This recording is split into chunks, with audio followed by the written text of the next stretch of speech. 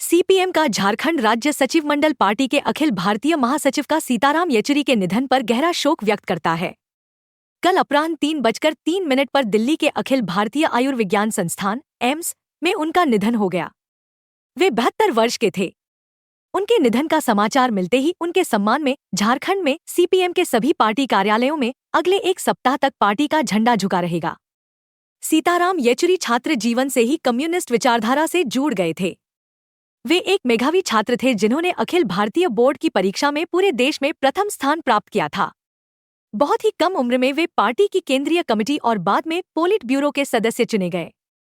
वे राज्यसभा के भी सदस्य रहे थे। झारखंड के गठन से पूर्व 10 नवंबर 2000 को उनके देखरेख में ही पार्टी की झारखंड राज्य कमेटी का गठन किया गया था। झारखंड बनने के कुछ ही दिन पहले तत्कालीन रातू प्रखंड के दलादिली गांव में जमींदारों ने 3 आदिवासी किसानों की गोली मारकर हत्या कर दी थी। प्रतिरोध में जमींदार भी मारा गया था, जिसमें कई आदिवासी रैयतों को आजीवन कारावास की सजा भी हुई।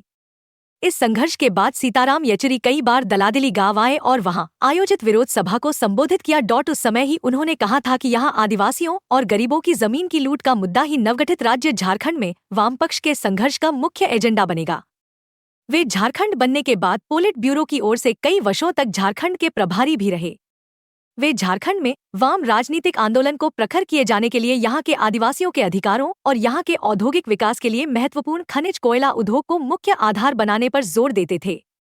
उनका मानना था कि कोयला खनन से उत्पन्न विस्थापन और प्रदूषण के मुद्दे को केंद्र में लाने के साथ साथ आदिवासियों को संविधान द्वारा दिए गए विशेष अधिकारों की रक्षा के संघर्ष को धारदार बनाने की जरूरत है।